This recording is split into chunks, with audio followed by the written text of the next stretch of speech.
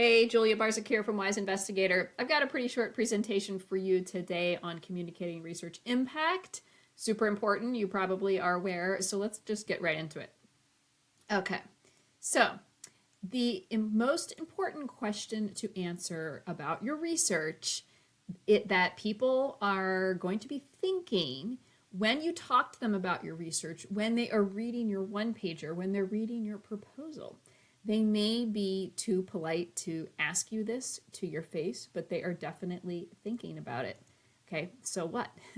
The so what, again, it's really usually not a very polite question to ask somebody right when they finish speaking, but oftentimes we are thinking this, right? We are thinking, so what? Okay, you just gave me all this information, but why is this important? Okay, and why is it important? That's the impact. So that's why it is important to learn how this skill and do it effectively. Okay, now getting to this, the impact, sometimes I like to call this the payoff. Probably more often the term impact is used, but getting to this impact or the payoff quickly in your communications, be they written or spoken, is more important than ever. Now, you probably are feeling the reasons for this yourself. Information overload. People are dealing with many fire hoses of information that coming at them, right? And it can be very overwhelming. So we want to get to that, what's the point? What's the impact as quickly as possible? Also, workload issues, all the workload issues that you're dealing with, the person on the other side of your communication, they're dealing with their own version of that. So again, getting to the point or the impact is really important. Now, especially as you move forward in your career, you're going to find that disciplinary outsiders, so people that don't have the same level of expertise in your narrow technical area, they're going to be more involved in reviewing your work, making decisions that affect you, be that funding decisions or just even career decisions, right? People who are on hiring committees, all different kinds of roles that have an ability to affect your career. So especially for these people, getting to that impact quickly is important.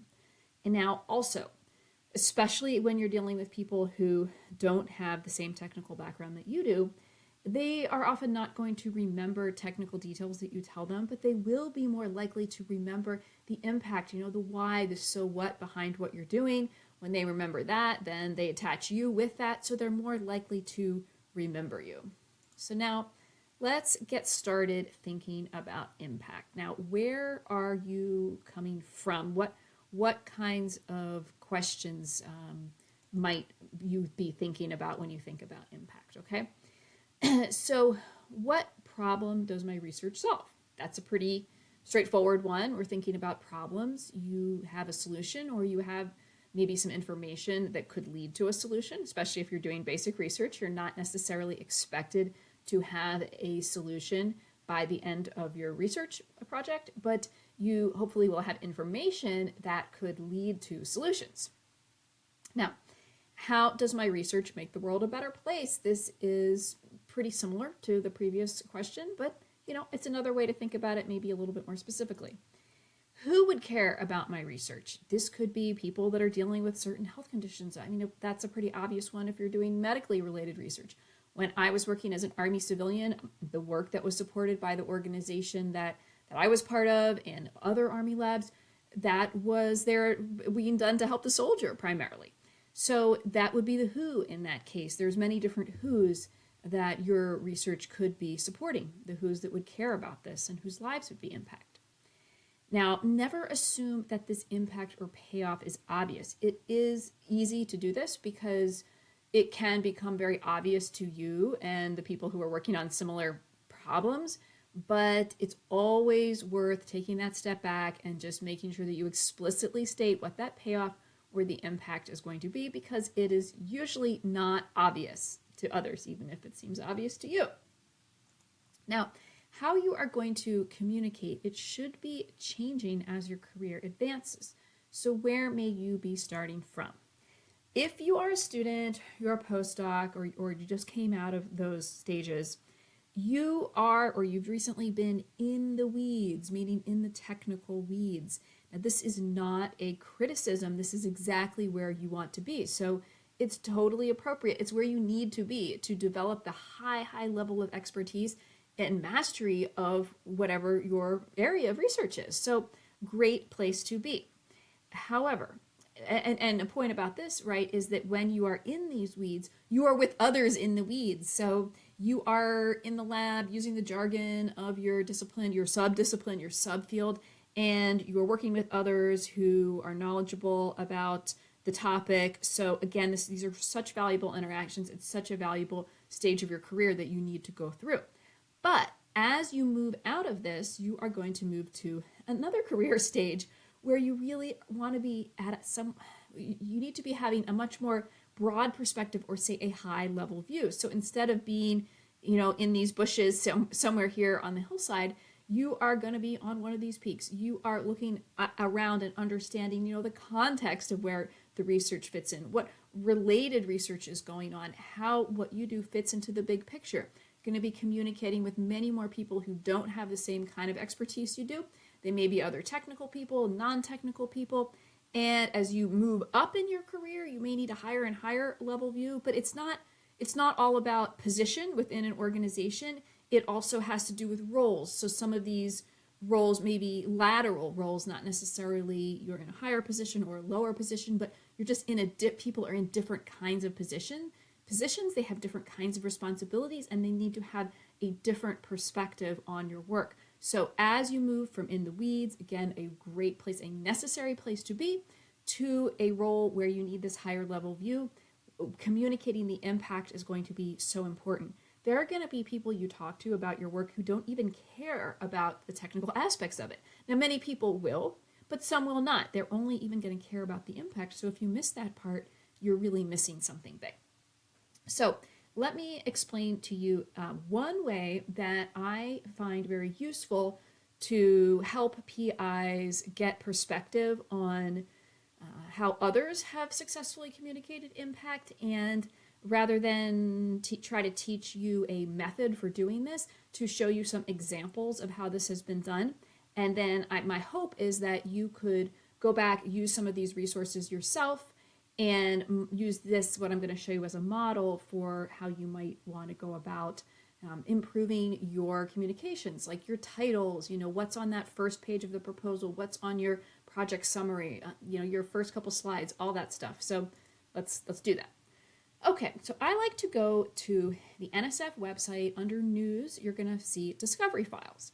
Now you can select, or under News, you can select for Discovery Files. You can also select for a disciplinary area. Here I chose Chemistry and Materials, but doesn't matter. You could use examples from really any discipline because they're very clearly communicated, so you're going to understand them even if it's outside your discipline. So on the next couple slides, what I'm going to show you are 3 examples of titles for 3 different projects that NSF has funded. So I'm going to show you the title from the NSF news story. That's something that comes up under Discovery Files. I will show you the title of the journal article that the news story was generated from. And I will show you the title of the proposal that was submitted and funded a few years prior to the research article coming out, and then a news story coming out that was associated with that research article. So we can go back in time. It's a little bit of a expedition back in time. And I was trained as a geologist, so, I like that kind of thing, going back in time a little. All right, so what's the first one we have here? What tiny marine organisms eat can affect how the deep ocean stores carbon. Great. Okay, so we know that storing carbon is important. We don't need to go further, more onto that in terms of climate change. Knowing just about storing carbon, that's something that's important. We can consider that common knowledge, especially among people who would be at the NSF website. So this is very, very clear in telling us about the impact. So, of course, we could also understand that there's something that's been learned about these marine organisms, but what's really important about it, at least the way they're presenting this news article, is that it has something to do with carbon storage in the ocean. So let's look at what this derived from. Okay, well, this was a research article in Science, so a great accomplishment to get this published here. Now, this title is a lot more technical. Microbial dietary preference and interactions affect the export of lipids to the deep ocean. So not super technical, but more technical as you would expect from a research article. So, right on track of what we would expect, and it's understandable to the technical readership of science. But we don't hear anything here about the carbon storage. Just making a note of that, right? So how is this really going to impact things? I don't know. As the reader, I'm just reading this. So now, where did this come from in terms of the proposal? Production and fate of fats in the upper ocean. So sounds very basic researchy. It does not tell me, as someone who's not knowledgeable about this topic, what the impact of that could be. So again, it's not a criticism, but it's, I think, useful to see these titles and consider, how the research has evolved, that we are moving more and more into needing to communicate that impact, and also to consider if in these two other titles, if there could have been something that was included to tell the reader more about the impact from the start, even with a basic research proposal, maybe about the expected impact. You don't know exactly where the research is going to go. Scientists and engineers don't want to overstate things, but yeah, I think it's worth thinking about. So let's see what's next. Okay. Purple bacteria offer path to more sustainable plastic. So wonderful communication of impact here. Sustainable plastic. Don't need to say anything more about that. Not really sure what about it makes it sustainable from this headline, but it is something that sounds important, like this is really going to help the environment. So super clear. Where did this come from? Okay, research article in microbial biotechnology. The phototropic purple non-sulfur bacteria are novel chassis for bioplastic production. So we're not hearing the sustainable in this title, but bioplastic production leans towards that. Again, as someone from outside this field, I could see, okay, that I think is where that's going. And really great proposal title here, Sustainable Bioproduction. We've got it right there.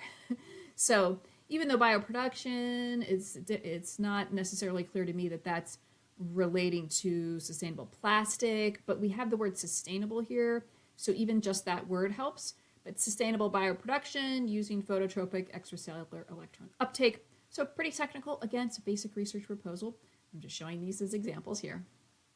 So last one. Okay. Can synthetic polymers replace the body's natural proteins? To me, this sounds like it could be important. Again, not coming from this discipline myself, I certainly know that proteins are important in the body. Replacing them sounds encouraging. That sounds exciting. That sounds like something that could be important. So let's see where this came from. This was a Nature article. Population-based heteropolymer design to mimic protein mixtures. Pretty technical. Again, it's a research article. As an outsider, I don't know where this is going myself. And let's see the proposal title. Phase behavior of random heteropolymers in solution. Sounds really basic researchy. And that can be fine. To me, I don't know what the impact would be. All right, so now where can you go for more inspiration? Certainly you can look at the news office website from your institution, see what they're putting out. That's a great way to get inspiration. There's many, many good ones out there. I have yet to find an institution whose news office beats what I find consistently at the MIT news office. They are just so strong. They've obviously made a very large investment to keep cranking out these pieces. It's just wonderful. Anytime you go there, you're going to see new articles and all kinds of media on the accomplishments of faculty there. And they are not afraid to use some pretty strong language often to make claims, which can be supported. Again, these aren't unsubstantiated claims about the impact of the important work going on at MIT. So just call that up at any time on your browser. Take a look there for some inspiration and see if you can model some of your headlines, titles, etc. See if you can model some of them after their headlines. Okay, so this is what it's all come down to, right? Answering the most important question. It is the so what. Now, I am going to leave you with info on some free resources that I hope you're taking advantage of. If you're not, then please do check them out. I have an email newsletter. Get on the mailing list for that. That's good info that comes weekly on many topics related to research funding, your career, especially if you're a student or a postdoc, even if you're thinking, I'm not needing to get funding yet, do check this out, because this is the kind of information that's part of what we call a hidden curriculum. So that's information you need to know to be successful at something, but it's not explicitly taught. And so I'm putting content out there that is letting you know some of that between the lines, or unstated stuff that people really need to know to be successful in these careers, but they haven't really been getting that information. Now, did I get a little blurry? There we go. Okay. Next, we have my YouTube channel. You may be watching this on YouTube, or maybe you're watching it on LinkedIn. If you are, check out my channel and you can get more resources there. Connect with me on LinkedIn. Okay, so I hope that you found this brief presentation helpful. Let me know what other topics you'd like to hear about to support your research career.